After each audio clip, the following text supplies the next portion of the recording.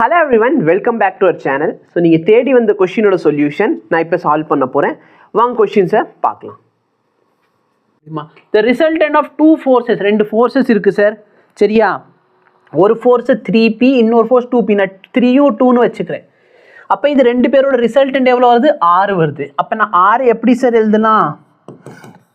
r square is equal to a square. ஏயோட value 3p, pயை விட்டுறியா 3ன்னு வச்சுக்கிறேன். அப்போ 3 ஸ்கொயர் 9, அடுத்து 2 ஸ்கொயர் 4, ப்ளஸ் 2 இன்டூ 3, 2 3 ஜர் 6, 6 2 ஜர் 12 காஸ் தீட்டா. இப்போ என்ன சொல்கிறாங்க? If the first force is double, மொதல் ஃபோர்ஸ்னா 2 மடங்கு ஆக்குற. அப்போ 3pக்கு பதிலாக இந்த 6p, நான் வந்து வெறும் 6ன்னு வச்சுக்க போகிறேன். அப்படி பண்ணால் என் ரிசல்டன்ட்டும் டபுள் ஆகுது. ரிசல்டன்ட் முன்னாடி r இருந்தது, இப்போ என்ன ஆக போகுது? 2r ஆக போகுது. அப்போ நான் 2r ஸ்கொயர் பண்ணால் எனக்கு என்ன கிடைக்கும்? 4r ஸ்கொயர் கிடைக்குமா? எப்போ நான் இது 3க்கு பதிலாக 6ன்னு எடுத்தேன். அப்போ 6 ஸ்கொயர் பண்ணால் 36 plus 4 plus 2 6 or 12, 12 2s or 24 cos theta. கரெக்டாக இல்லையா?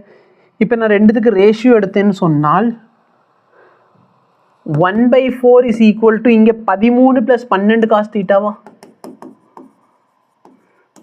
கீழே 40 plus 24 cos theta. Cross multiply பண்ணால் 40 plus 24 cos theta is equal to 52 plus 48 cos theta. இந்த டேர்மை இங்கிட்டு கொண்டு வந்துட்டேன், இந்த டேர்மை அங்கிட்டு கொண்டு போயிட்டேன்னா -12 is equal to -24 cos theta. -24 வராது, +24 வரும். ஏன்னா 40லேருந்து 24னா 24 தான். அப்போ காஸ் தீட்டாவோட வேல்யூ என்ன வருது? -1/2. தீட்டா எப்போ 1/2 இருக்கும்? 0 1 0 1/2 √3/2. √3/2 சரி, அதாவது 60 டிகிரிக்கு இருக்கும். மைனஸ் வருதுன்னா 120 டிகிரிக்கு தான் வரும். புரியுதா இல்லையா? காஸ் ஆஃப் 120 போட்டு பார்த்துக்குவோம், டவுட் இருந்தால். பார்த்தியா, திரும்பி ஃபோனுக்கு போகிற மாதிரி இருக்குது. ஏன் சார் நீங்கள் இதில் பண்ணலாம்ல? இதில் வந்து கேல்குலேட்டரில் வந்து ரேடியன் செட்டிங்கில் இருக்குது. அப்போ காஸ் ஆஃப் 120 வேணால் போட்டு காமிச்சிடுறேன்.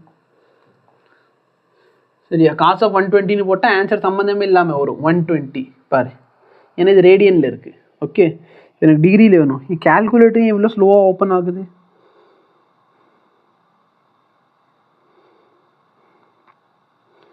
Cos 120, cos 120யா -1/2. ஸோ 0 1/2 தானே? ஸோ வந்துருச்சு. இப்போ நீங்கள் பார்த்த சொல்யூஷனை பெரிய லாங் வீடியோலேருந்து நாங்கள் கிளிப்பாக எடுத்து போட்டிருப்போம். ஸோ மேபி உங்களுக்கு புரியல அப்படின்னா எங்களுக்கு கமெண்ட் பண்ணுங்கள். நாங்கள் கண்டிப்பாக இந்த வீடியோக்கு ஒரு டெடிகேட்டான சொல்யூஷனும் கொடுக்குறோம். ஓகேவா? இல்லை புரிஞ்சிடுச்சுன்னா வீடியோவை லைக் பண்ணுங்கள், மற்றவங்களுக்கும் ஷேர் பண்ண முடிஞ்சால் ஷேர் பண்ணுங்கள். தேங்க்யூ.